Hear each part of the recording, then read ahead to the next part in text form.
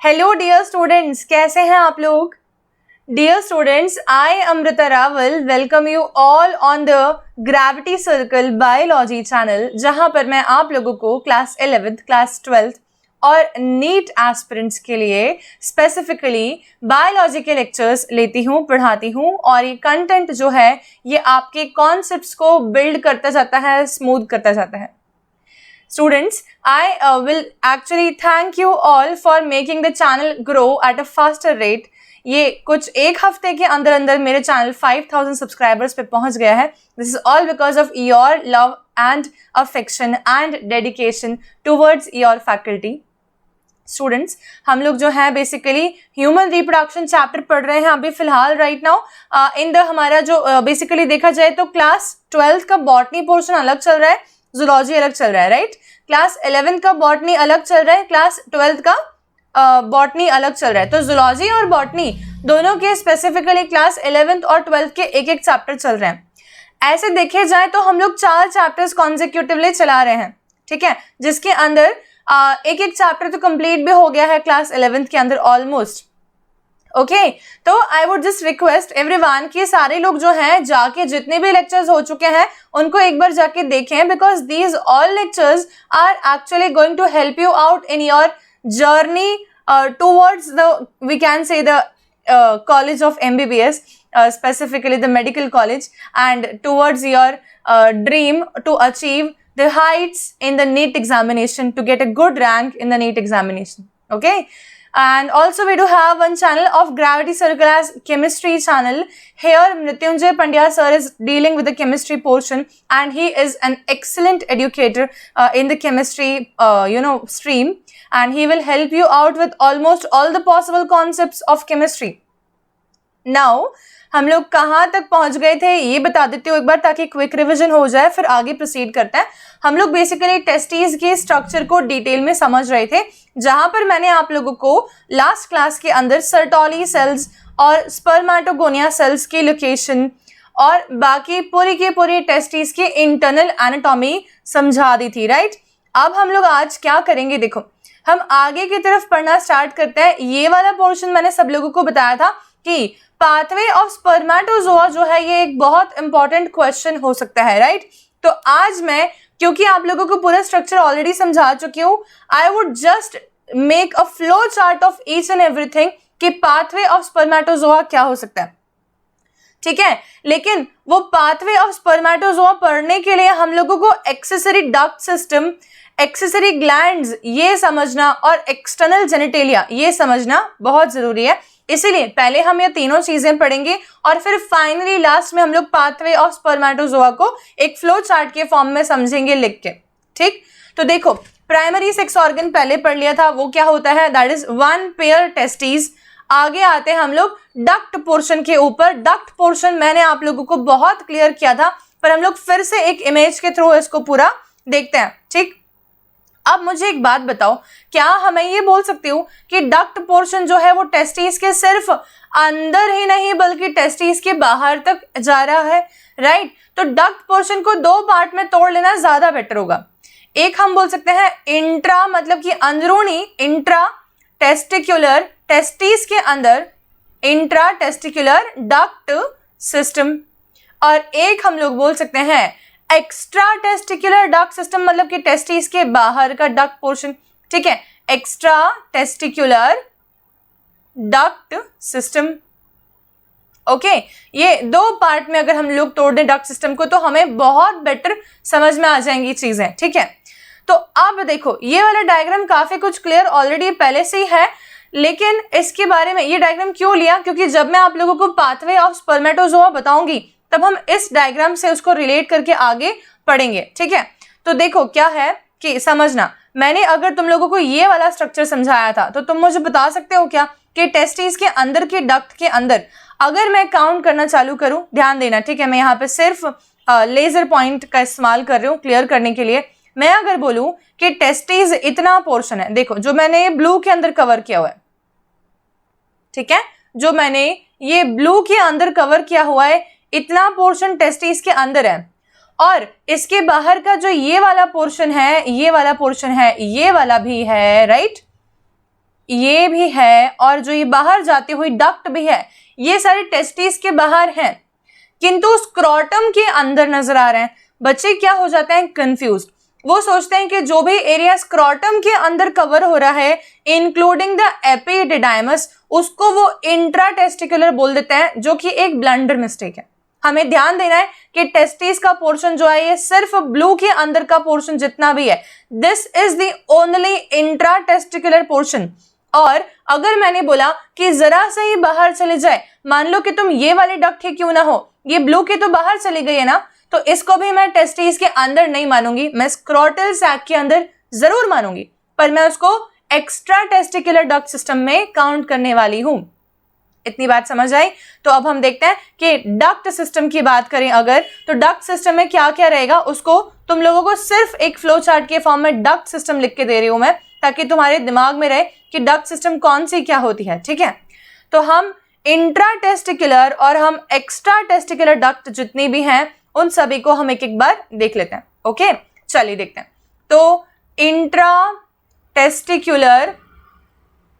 Duct system, ठीक है, duct system. Okay अब मुझे बताओ जल्दी से, क्या मैं ये बोल सकती हूं कि स्पर्मेटोजोआ बन जहां रहे हैं उसके बाद ही डक्ट बोल सकते हैं? क्योंकि जहां स्पर्म बन रहा है वो तो उसका फॉर्मेशन साइट हो गया, लेकिन जहां बनने के बाद में स्पर्म पहली बार को बाहर चला गया, ठीक है, तो वो डक्ट में काउंट होना चाहिए। डक्ट का क्या मतलब होता है? डक्ट का मतलब ये है कि स्पर्मेटोजोआ बनने के बाद में कितनी जगहों पर ट्रैवल कर रहा है, ठीक है, वो सारे के सारे पाथवे जो कि उसके ट्रांसपोर्ट में मदद कर रहे हैं उनको हम लोग डक्ट बोल रहे हैं। ठीक, अब मैं अगर बोलती हूँ इंट्राटेस्टिकुलर डक्ट सिस्टम के अंदर, अगर मैंने सबसे पहले बोला सेमिनिफेरस ट्यूब्यूल से बनने के बाद स्पर्मेटोजोआ सबसे पहले कहाँ गया, तो जिन्होंने पिछली क्लास अटेंड करी है उनको समझ आएगा कि ट्यूब्यूलाe रेक्टाe के अंदर गया, और ट्यूब्यूलाe रेक्टाe स्पर्मेटोजोआ को लेकर जाती है रेटी टेस्टिस के पास में। ठीक है, जहां पर ढेर सारी ट्यूब्यूलाe रेक्टाe ओपन होती हैं। रेटी टेस्टिस एक ऐसी जगह है जहां पर ढेर सारी ट्यूब्यूलाe रेक्टाe ओपन होती हैं। ठीक है, जब कोई ऐसी जगह होती है जहां एक से ज्यादा वेसल्स की ओपनिंग हो, इधर से भी आ रही वेसल, इधर से भी आ रही है, इधर से भी आ रही है, इधर से भी आ रही है, तो ये जो जगह है जहां पर मल्टीपल वेसल्स आ रही हैं, इस जगह में हम बोलेंगे एनास्टोमोसिस हो रहा है। क्या हो रहा है? एनास्टोमोसिस। ठीक है, तो एनास्टोमोसिस का मतलब होता है multiple vessels are opening in this area, rete testis will automatically become an anastomosing area. ठीक है, गैदरिंग एरिया एक तरीके से। ओके, अब देखो रेटी टेस्टिस के बाद में फिर फाइनली ये स्पर्मेटोजोआ किधर गया, तो हम बोलते हैं ये जाएगा फिर हमारे वासा एफ्रेंशिया के पास में। लेकिन अब मैं तुमको बताती हूँ वासा एफ्रेंशिया में तुमको देखो थोड़ा सा यहाँ पर दिमाग समझना है।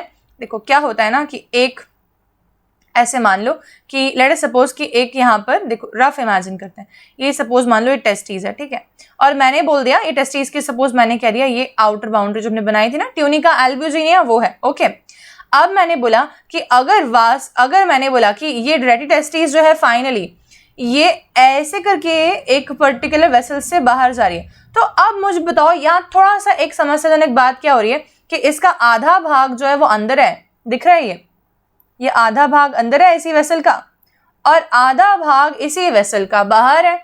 तो जो ये आधा भाग अंदर है ना इस वेसल का, इसका नाम मैं तुमको बता रही हूँ, इसको बोलते हैं डक्ट्यूलाe इफरेंटिस।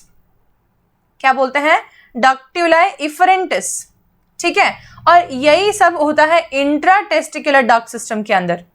और जैसे ही हमने बात करना चालू करी कि अब टेस्टिस से बाहर लेकर स्पर्मेटोजोआ को कौन जाएगा, ये जो मैंने स्टेटमेंट बोला टेस्टिस से स्पर्मेटोजोआ को बाहर लेके जाने वाली डक्ट का क्या नाम है, ये वाला पॉइंट जो है अभी तक कितने बार अलग अलग स्टेट पीएमटीज में, एआईपीएमटी में, नीट एग्जामिनेशन के अंदर अलग अलग बार यही सेम क्वेश्चन पूछा गया है, कई साल आया है ये। ठीक है, मल्टीपल टाइम्स आस्क्ड क्वेश्चन है ये।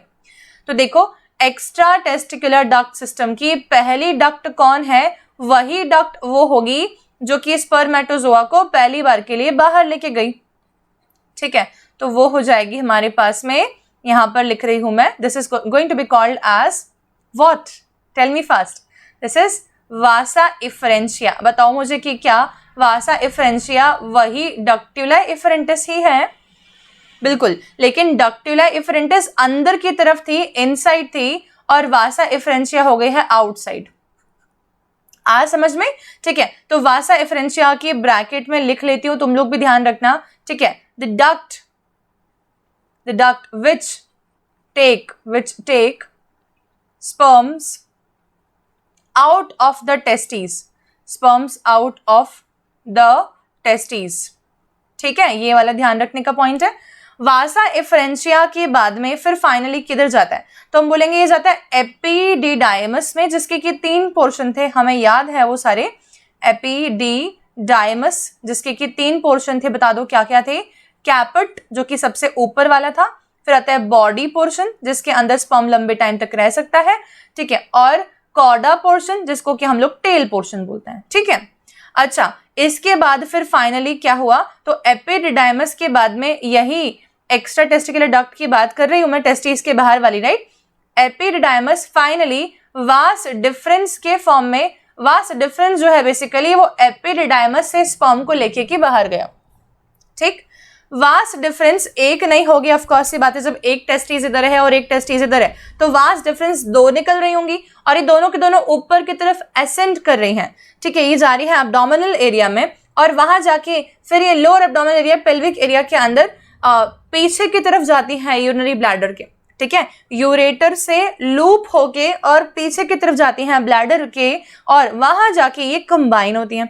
ठीक है, तो vas deferens on both sides combine to form something which is called as ejaculatory duct। क्या बोलते हैं उसको? ejaculatory duct। ठीक है, लेकिन जब एक वेसल दूसरी वेसल के साथ कंबाइन कर रही है तो मुझे बताओ सडनली फ्लूइड का लेवल बढ़ जाएगा कि नहीं? ठीक है, या मैं अगर सिंपली बोलूं कि अगर मैंने कहा स्पर्मेटोजोआ आ रहे हैं तो उनका अक्यूमुलेशन ज्यादा हो जाएगा कि नहीं? तो थोड़ी सी स्पेस बढ़ा देनी चाहिए क्या? ठीक है, तो vas deferens on one side and vas deferens on another side, ये आके बनाती है एक थोड़ा सा डायलेशन पोर्शन, उसको हम लोग बोलते हैं एम्प्यूला, और एम्प्यूला के बाद की डक्ट को बोलते हैं इजैक्यूलेटरी डक्ट। क्या बोलते हैं?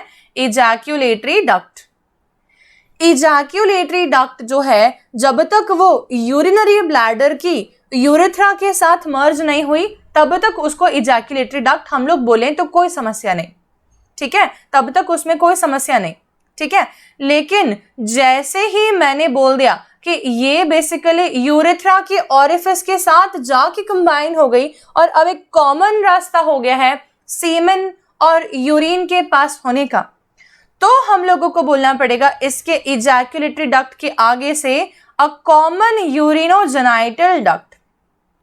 अ कॉमन यूरिनोजेनाइटल डक्ट, जिसके लिए एनसीईआरटी डायरेक्टली वर्ड का इस्तेमाल करती है, दैट इज यूरेथ्रा।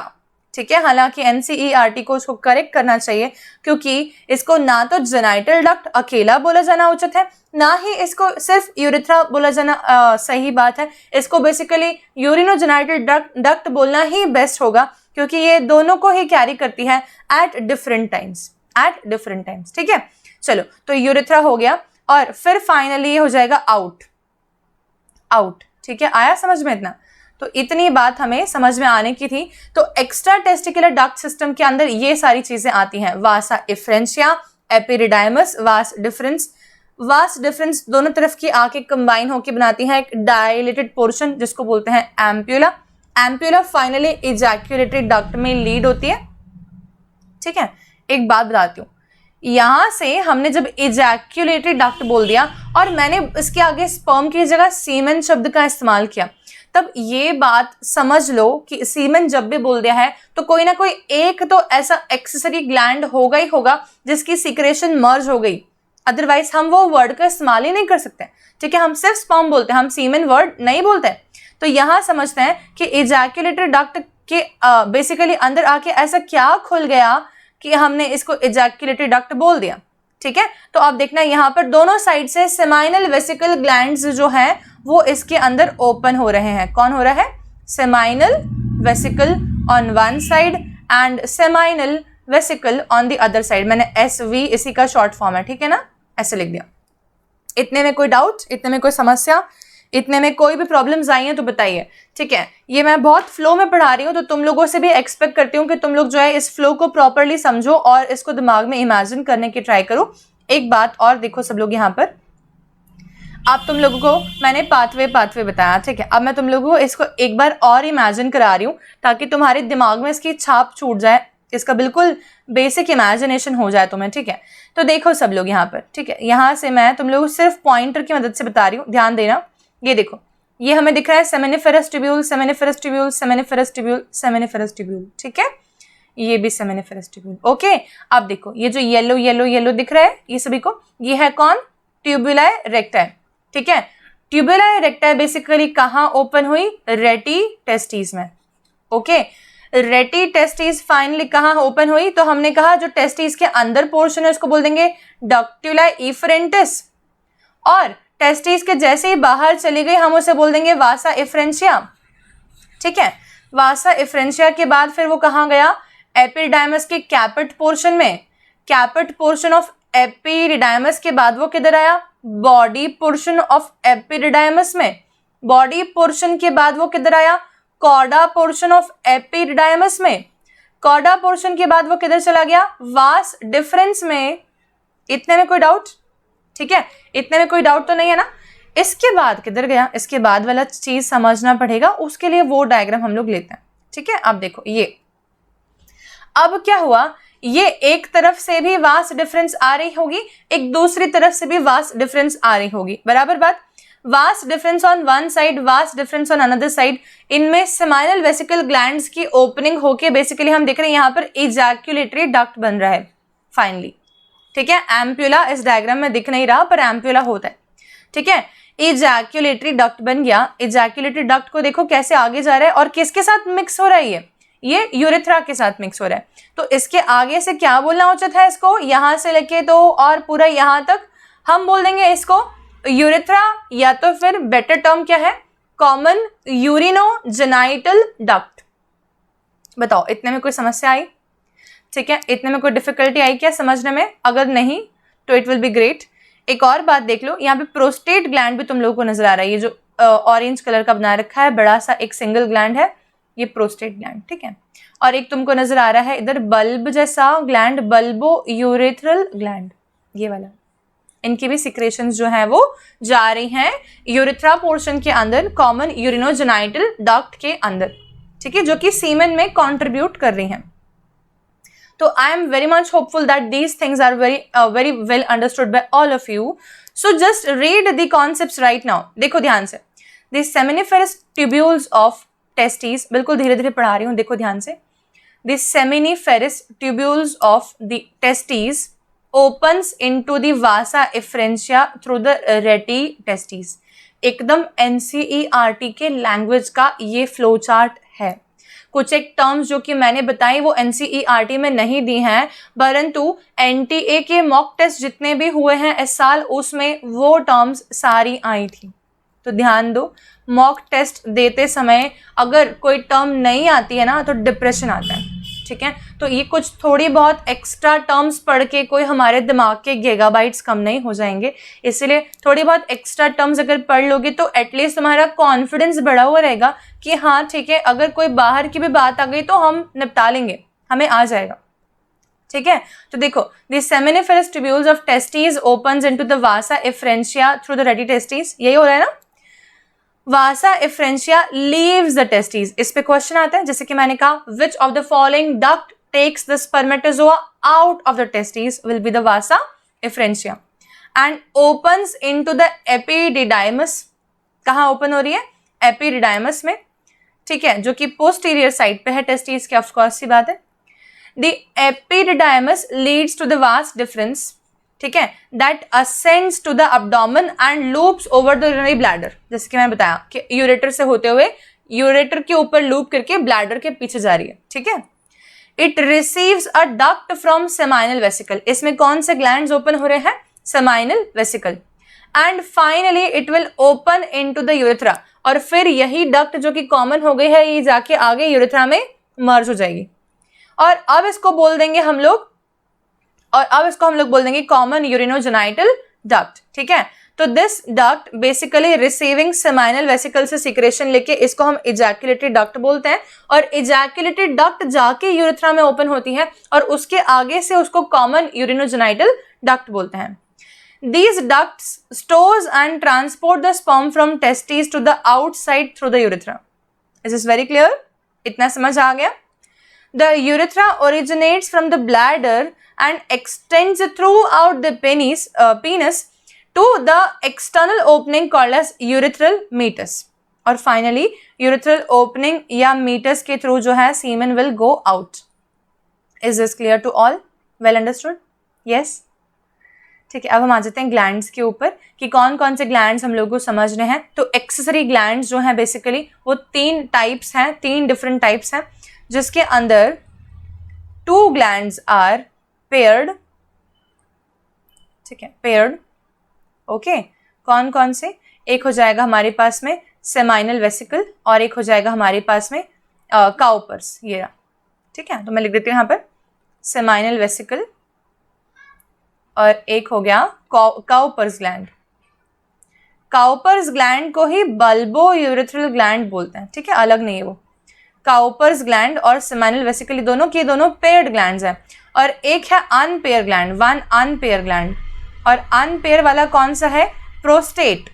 प्रोस्टेट एक सिंगली एग्जिस्टिंग ग्लैंड है। ठीक है, तो यहाँ देखो सेमाइनल वेसिकल देखो कैसा दिख रहा है, ये ब्लैडर के पीछे दिख रहा है, ये रहा, ये सेमाइनल वेसिकल ब्लैडर के पीछे दिख रहा है। ठीक है, और ये सेमाइनल वेसिकल जो है बेसिकली देखो ये एक दिख रही है तुम लोगों को वास्ट डिफरेंस, और ये एक और दिख रही होगी अगर तुमको ध्यान दोगे तो पीछे से आती हुई, ये 2 जाके पीछे मर्ज हो रही है। ठीक है, सेमाइनल वेसिकल बेसिकली क्या सिक्रेशन प्रोवाइड करता है, ये एक इंपॉर्टेंट पॉइंट है हमेशा समझने के लिए। ठीक है, तो सब जानते हैं कि स्पर्मेटोजोआज जो रहते हैं फ्लैजेलेटेड सेल्स होते हैं, एंड उनका एनर्जी सोर्स जो होता है वो ग्लूकोज नहीं होता, इनफैक्ट दे यूटिलाइज फ्रक्टोज। ठीक है, और फ्रक्टोज जो है वो सेमाइनल वेसिकल्स प्रोवाइड करते हैं। स्पर्मेटोजोआज को फ्रक्टोज प्रोवाइड करने में सेमाइनल वेसिकल्स का एक बहुत इंपॉर्टेंट रोल है। ठीक है, इसीलिए अदरवाइज अगर सेमाइनल वेसिकल फंक्शनल नहीं होते तो स्पर्मेटोजोआज कभी भी मूवमेंट परफॉर्म नहीं कर सकते, क्योंकि उनके पास फ्रक्टोज का एकमात्र सोर्स वही है।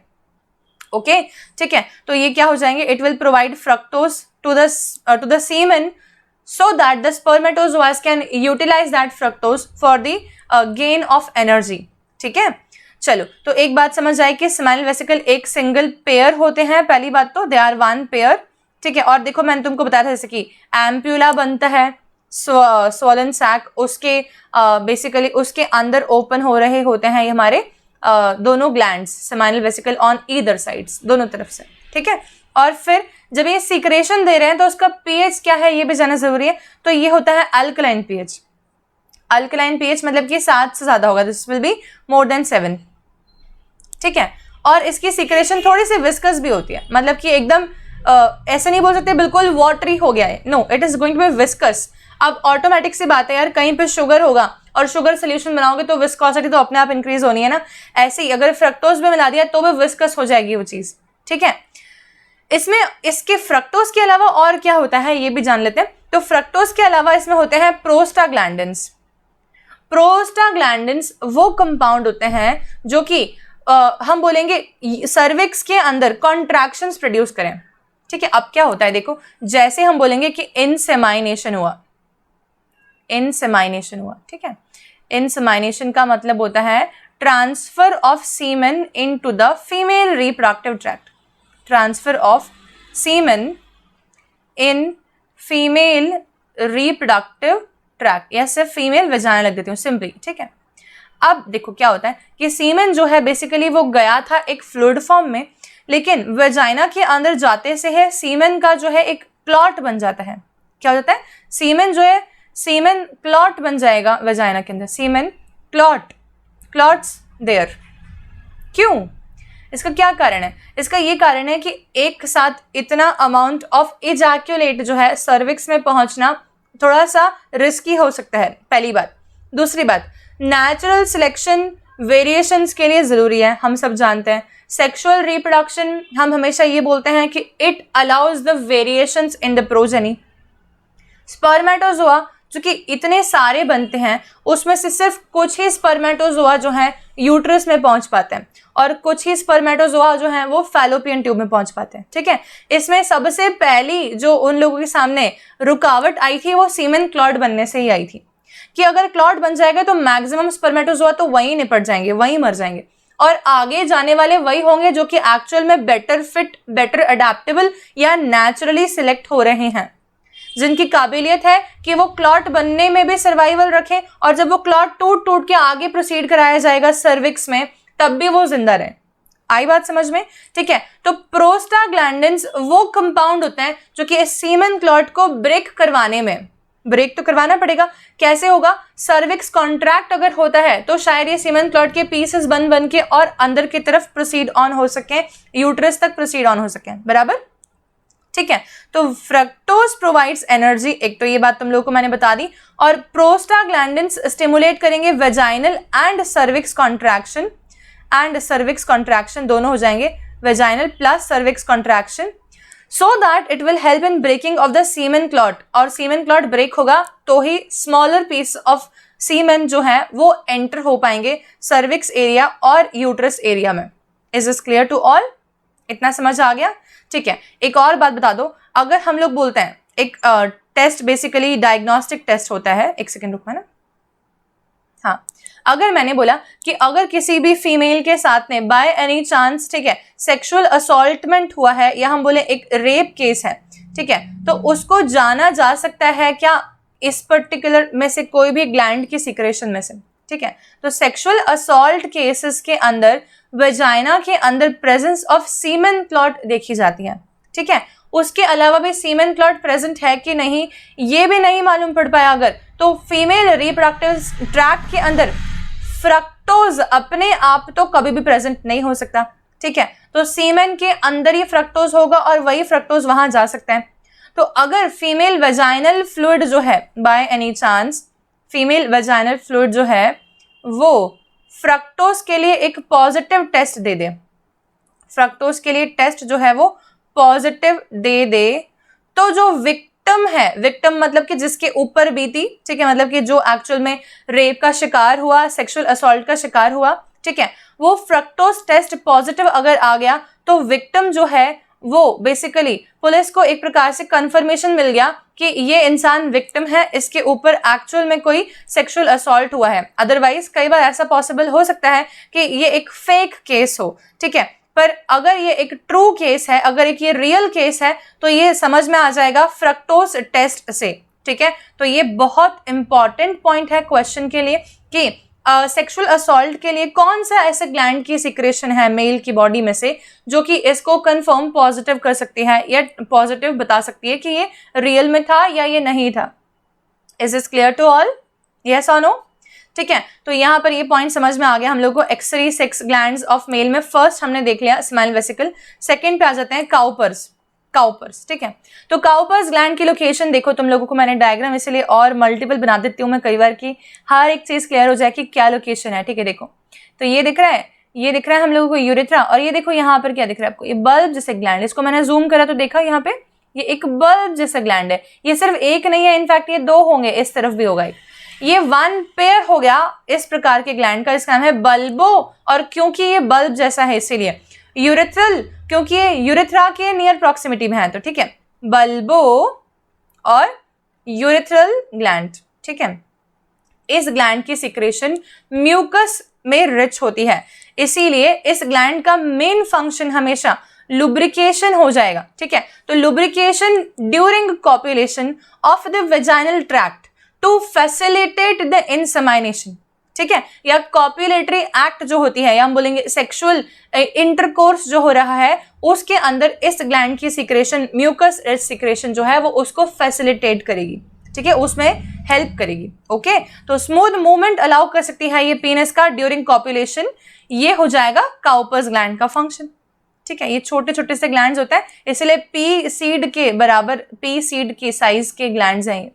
ठीक है, नेक्स्ट देखते हैं हम लोग प्रोस्टेट ग्लैंड, ठीक है। तो प्रोस्टेट ग्लैंड बल्बो यूरेथ्रल के ऊपर है, देखो ध्यान से यहाँ पर दिख रहा है तुम लोगों को, ये रहा, ठीक है, बल्बो यूरेथ्रल के ऊपर है प्रोस्टेट ग्लैंड। प्रोस्टेट ग्लैंड जो है इसके रिस्पेक्ट में एक बहुत कॉमन डिजीज सबने सुनी होती है, प्रोस्टेटाइटिस। प्रोस्टेटाइटिस में क्या होता है, इस प्रोस्टेट ग्लैंड की स्वेलिंग या इन्फ्लेमेशन हो जाती है। कई बार प्रोस्टेट कैंसर भी होता है जहां पर कि प्रोस्टेट ग्लैंड के अंदर ट्यूमर फॉर्मेशन हो गए। इस केस में यूरिनेशन भी अफेक्ट होगा, क्योंकि हम सब जानते हैं कि मेल की बॉडी के अंदर यूरिन के लिए और जेनाइटल बेसिकली जेनाइटल या फिर हम बोलेंगे यूरिन या सीमेन के लिए एक कॉमन डक्ट थी, ठीक है। अब मैंने बोल दिया अगर कि यही डक्ट के आसपास में इतना इन्फ्लेमेशन हो जाए कि डक्ट जो है कंप्रेस हो जाए, तो बताओ क्या यूरिनेशन पॉसिबल है? नहीं ना।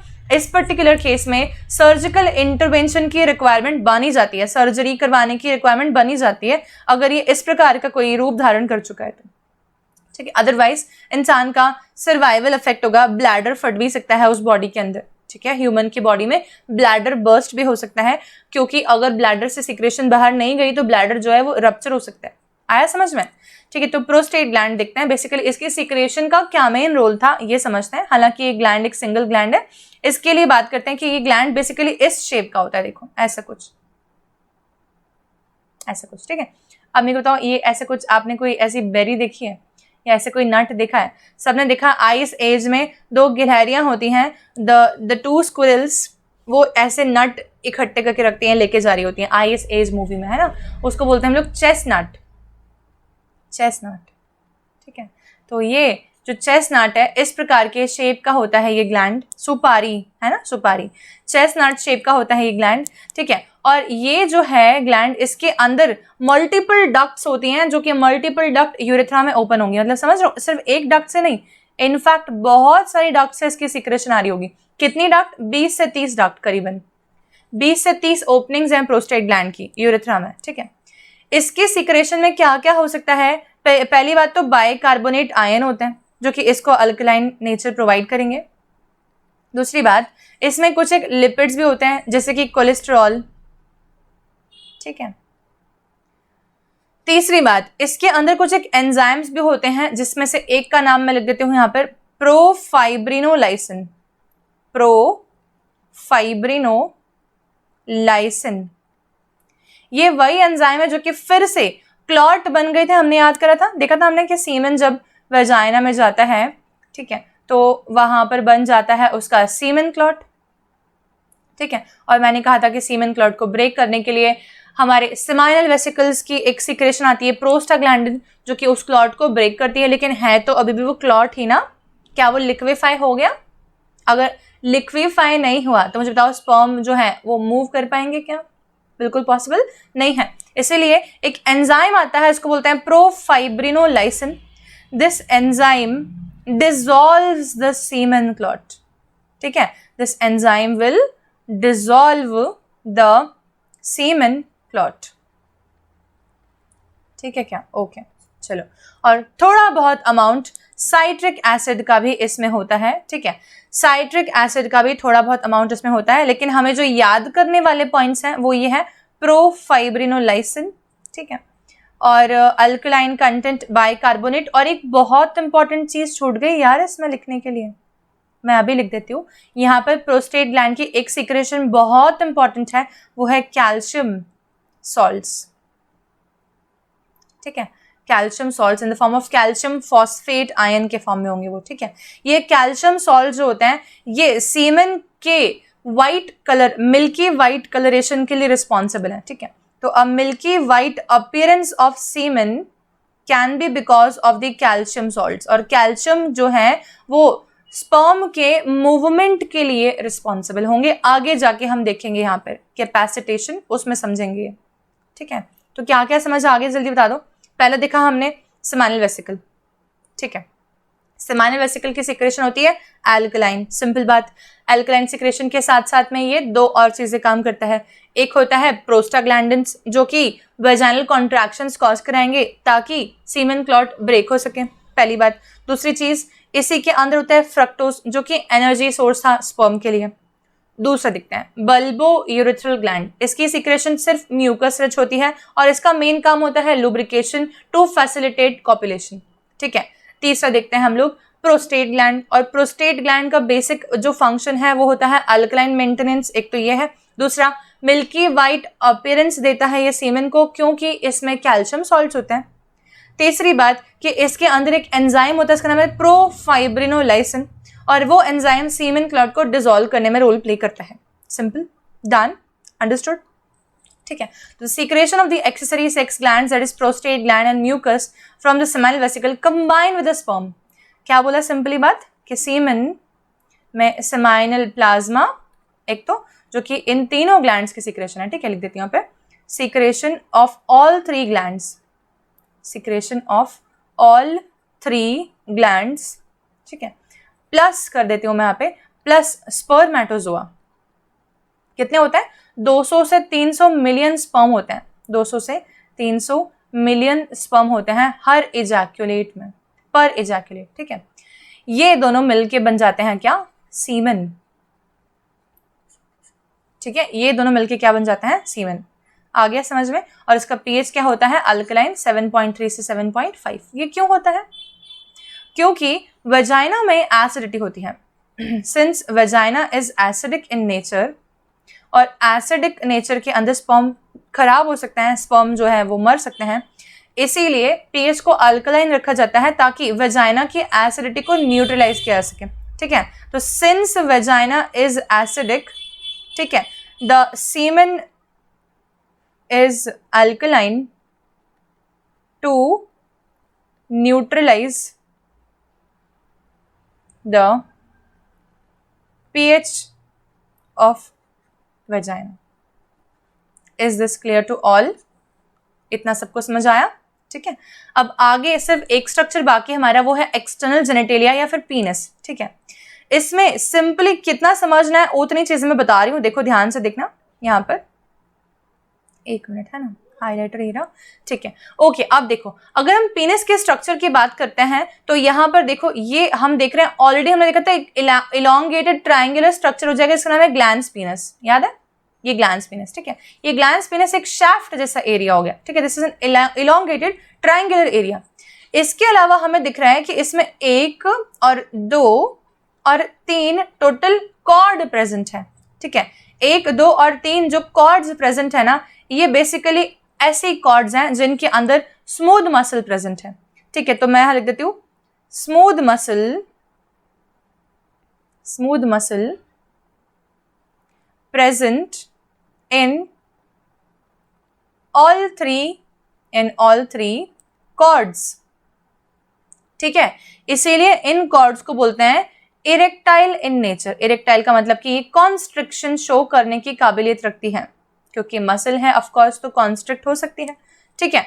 और इरेक्टाइल इन नेचर की हैं ये तीनों के तीनों कॉर्ड्स के कारण ही पीनस का इरेक्शन होगा, अदरवाइज नहीं, ठीक है।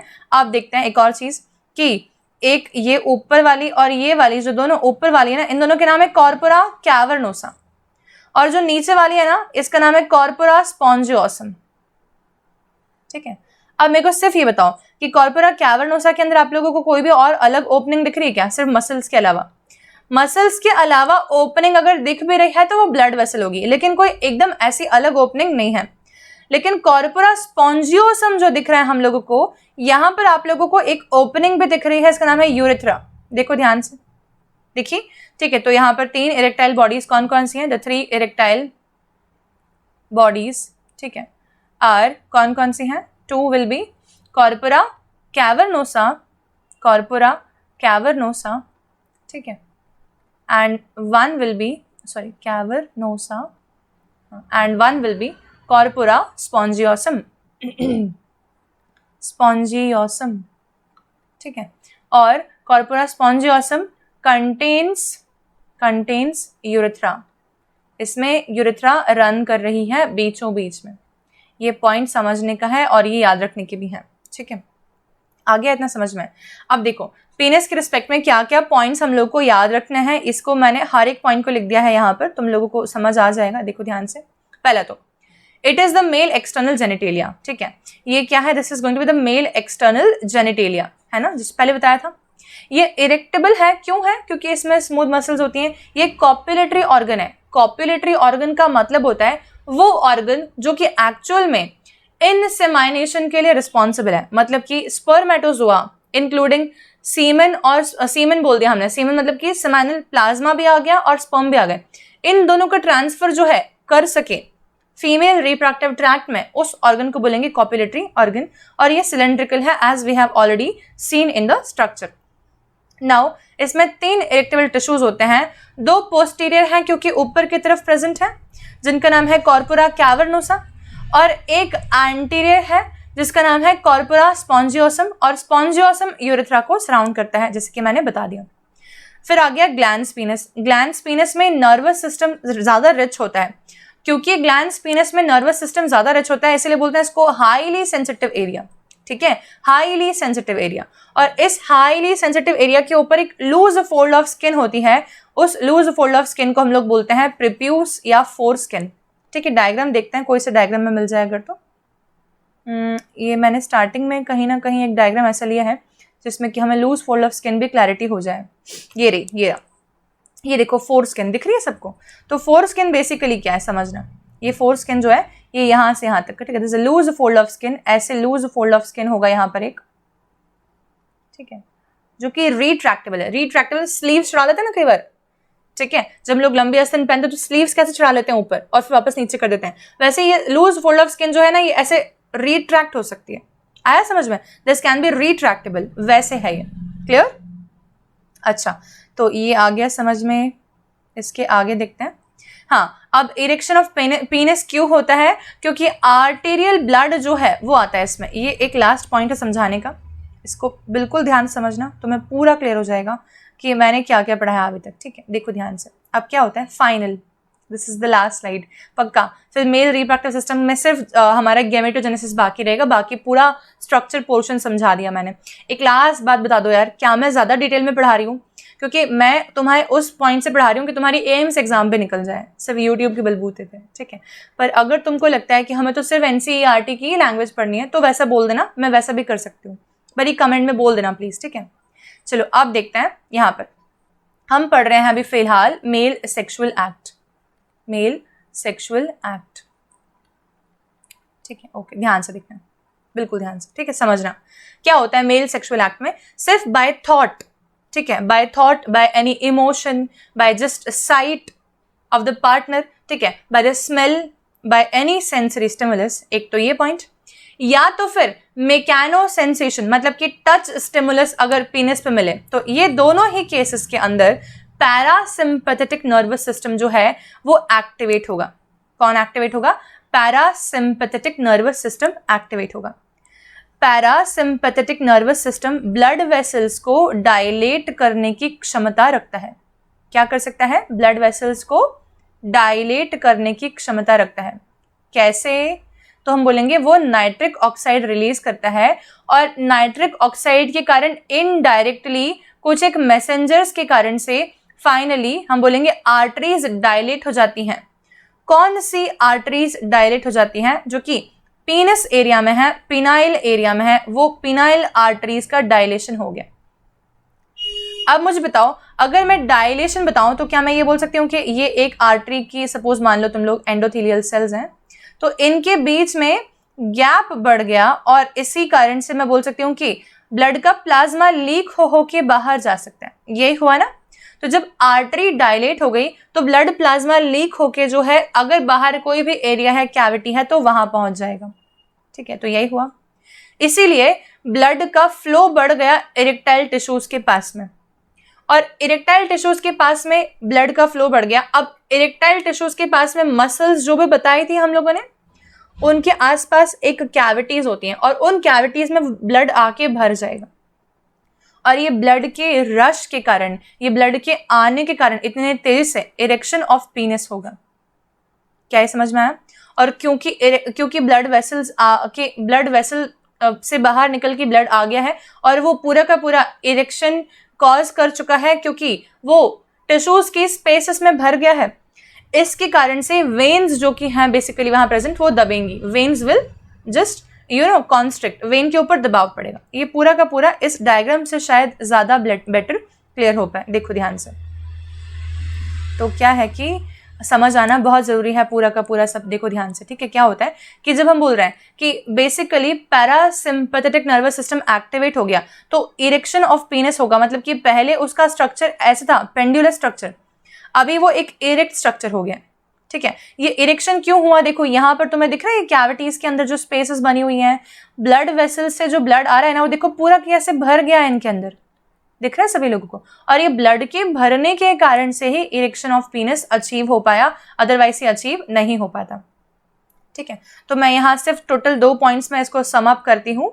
देखो कि अगर बात करते हैं कि इरेक्शन ऑफ पीनस किसने अचीव किया, कौन से नर्वस सिस्टम ने, इरेक्शन ऑफ पीनस कौन से नर्वस सिस्टम ने अचीव किया, तो उस नर्वस सिस्टम ने अचीव किया जो कि ब्लड वेसल को डायलेट करने की कैपेबिलिटी रखता है, और वो हो जाएगा हमारा पैरासिम्पैथेटिक नर्वस सिस्टम, ठीक है।